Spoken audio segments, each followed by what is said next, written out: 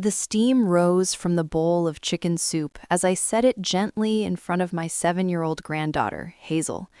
The scent of carrots, celery, and soft dumplings filled my little kitchen, wrapping the room in warmth. Hazel sat across from me, her small hands resting perfectly still in her lap. She lifted the spoon, paused halfway, and froze. Her big brown eyes flickered toward me, uncertain, searching.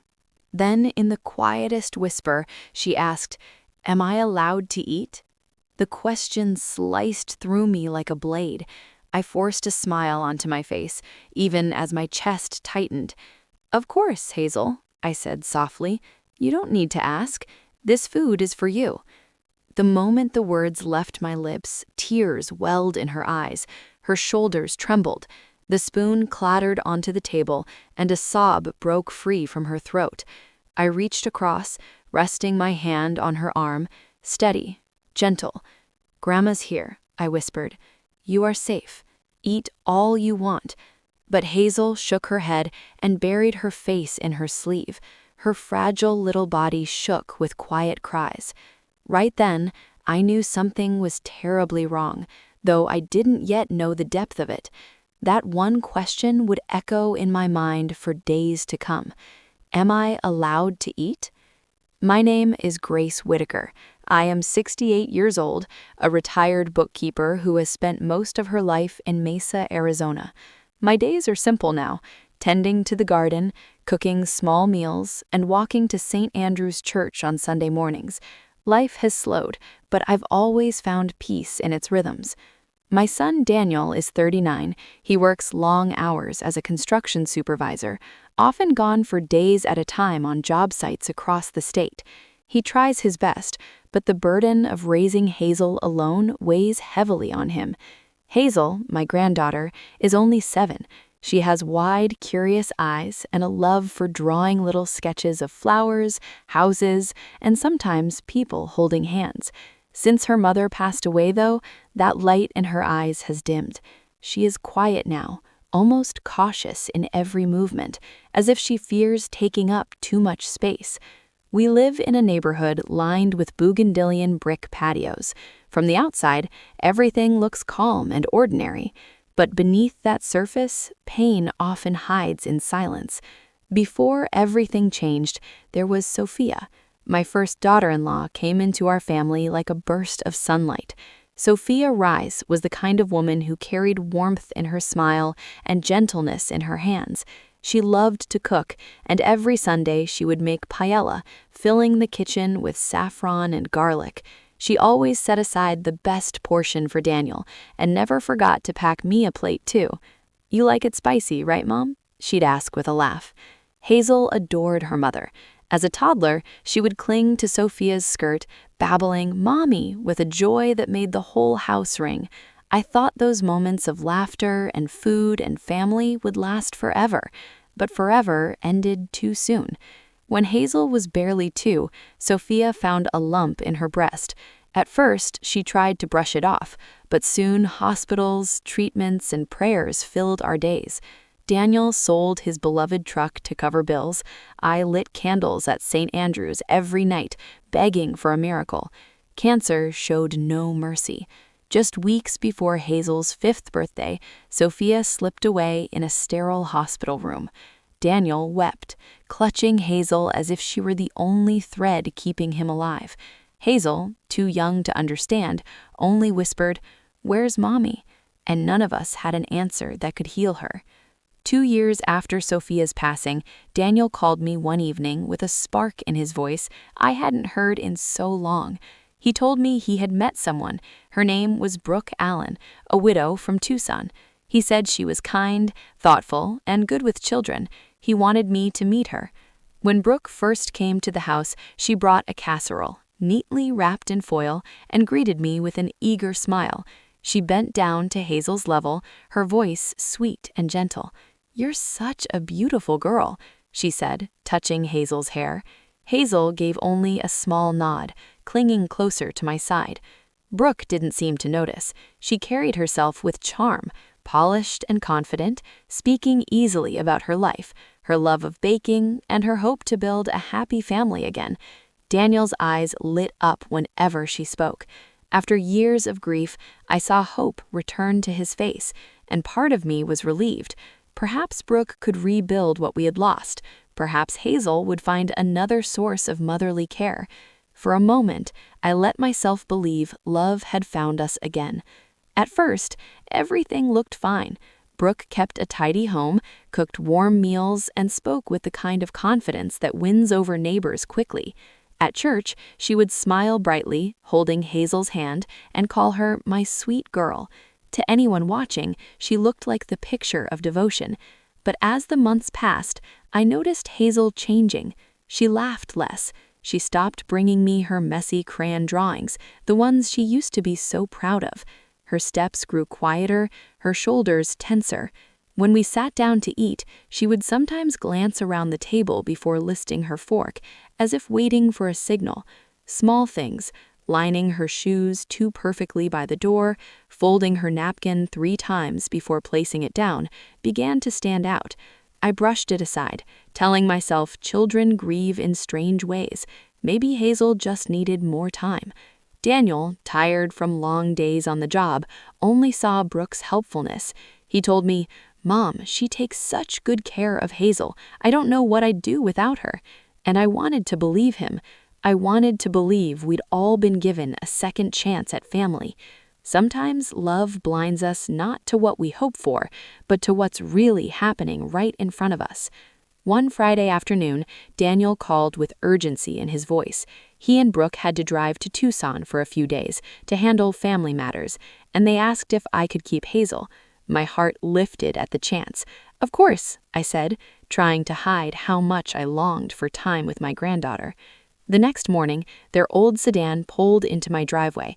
Brooke stepped out first, balancing baby Evan in her arms. She handed me a bag of Hazel's clothes, neatly folded, speaking in her usual cheerful tone. "Don't forget her milk before bed, and she tends to leave her jacket behind," she reminded me with a practiced smile. Hazel climbed out slowly, clutching her pink backpack decorated with princesses. When I bent to hug her, I felt her little body stiffen as though bracing against something unseen. Her lips pressed into a thin line that trembled under the effort of a forced smile. As Daniel and Brooke drove away, I glanced down at Hazel's face.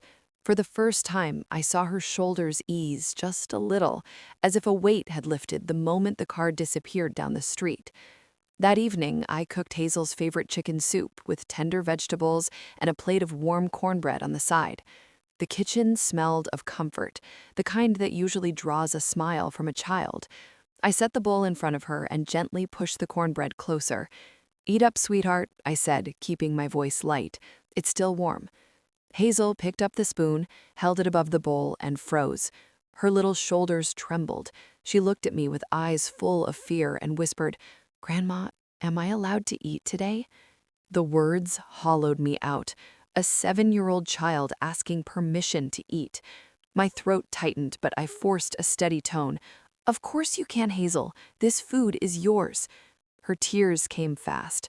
The spoon slipped from her hand, clattering onto the table. She buried her face in her arms and sobbed, her whole body shaking with each breath.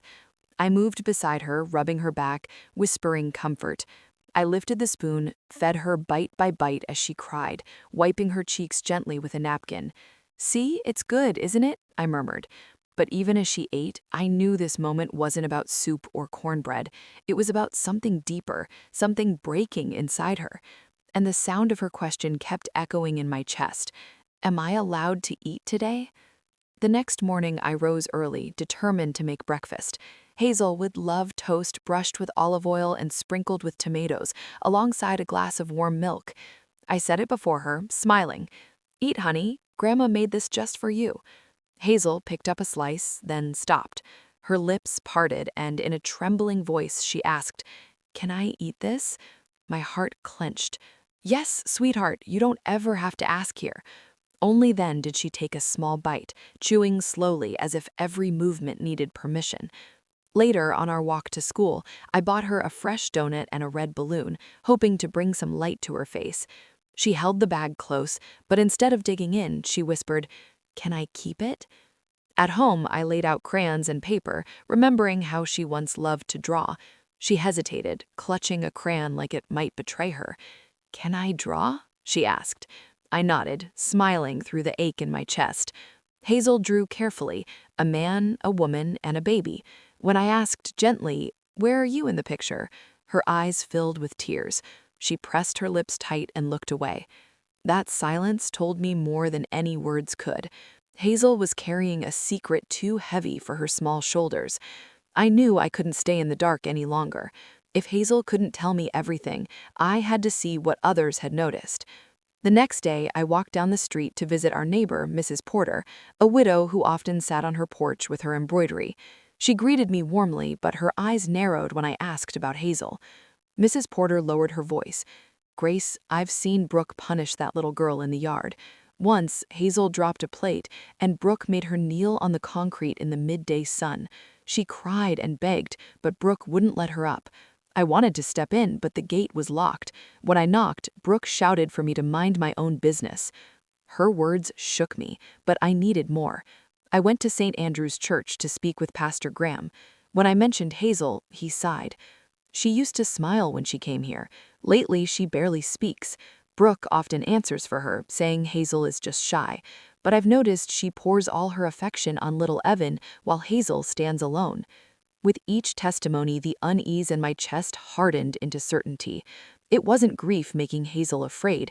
It was something far more deliberate, and I could no longer pretend otherwise. When Daniel and Brooke returned from their trip, I prepared a simple stew and salad to welcome them back. I wanted the table to feel warm, but inside, my heart pounded with unease. Hazel sat beside me, silent, her hands folded tightly in her lap. Daniel smiled, exhausted but grateful. "Thanks for watching her, Mom," he said as he reached for bread. Brooke poured wine into his glass, her smile wide and confident. I took a breath, my voice calm but firm. "Daniel, do you know that your daughter has to ask for permission before she eats?" The air in the room shifted. Daniel froze mid-bite, his fork suspended. He looked at me in confusion, then at Brooke. Brooke's face didn't flinch. She placed her glass down slowly and answered with a faint smile. "That's right. Eating is a privilege. Children need discipline. If you let them do whatever they want, they'll grow up spoiled." My hands slammed against the table before I could stop myself. "That is not discipline, Brooke. That is cruelty. Hazel is only 7. No child should fear being denied food." Daniel frowned, his voice uneasy. "Mom, maybe you're misunderstanding. Brooke has been patient. Hazel is calmer now." "Now?" I pointed at Hazel, who sat motionless, her eyes fixed on her untouched plate. "Look at her, Daniel. Do you call this calm? She's terrified." Hazel's small hands clenched tighter under the table. The silence was crushing. Brooke lifted baby Evan onto her lap, stroking him as he babbled happily, the contrast unbearable. "Raising children is our matter, not yours," Brooke said coldly. "We'll be leaving now. I'll pick Hazel up tomorrow." I held Hazel's trembling hand, my resolve hardening. This was no longer about family disagreements. It was about protecting my granddaughter. That night, I lay awake, Hazel curled up beside me, her little body trembling even in sleep. I knew tomorrow Brooke would return, demanding to take her back. I couldn't let that happen.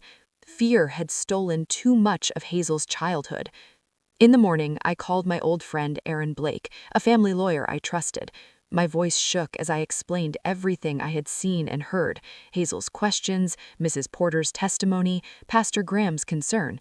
Aaron listened carefully, then said, "Grace, you need to contact Child Protective Services immediately. Keep your words factual. Give details, not emotions. They'll act if they see a pattern." With trembling hands, I dialed CPS. I spoke slowly, carefully, recording Hazel's words as best I could remember. "My granddaughter says she is denied food. She is punished by kneeling in the sun. She has been locked in a dark room. I have witnesses who can confirm patterns of neglect." When I hung up, I felt both fear and relief. Fear of what would come next, but relief that silence would no longer be my prison. For Hazel's sake, I had taken the first step toward uncovering the truth, and I promised myself I would not back down no matter what storm followed. The next afternoon, a white sedan pulled into my driveway. Out stepped a social worker named Amanda Lee, her notebook in hand, followed by a uniformed officer. Amanda's voice was calm and steady as she knelt down to Hazel's level. "Hi, sweetheart. I'm here to help. Can you tell me what happens at home?" Hazel clung to my hand, her lips trembling. I gave her a small nod of encouragement. After a pause, she whispered, "If I'm not good, Mommy Brooke doesn't let me eat. One day she cooked dinner, but I wasn't allowed to have any, and if I break something, she puts me in the dark room." Amanda's eyes softened, but her pen moved swiftly across the page. The officer exchanged a glance with her and nodded. Turning to me, Amanda said gently, "Miss Whitaker, Hazel will stay with you temporarily while we investigate further. It's important that she feels safe right now." Relief flooded me. I hugged Hazel close as Brooke and Daniel stood by the doorway, stunned. Brooke's face hardened. "You'll regret this," she hissed. But I held Hazel tighter, steady in my heart. The only thing I regretted was not protecting her sooner. Weeks later, the case moved to court. I walked through the heavy doors holding Hazel's hand, her small fingers gripping mine like an anchor. She did not have to testify directly, her statement had already been recorded by Amanda, but her presence alone was powerful. The judge listened as Hazel's words played back. "If I'm not good, Mommy Brooke won't let me eat. Sometimes she locks me in the dark room." The courtroom fell silent.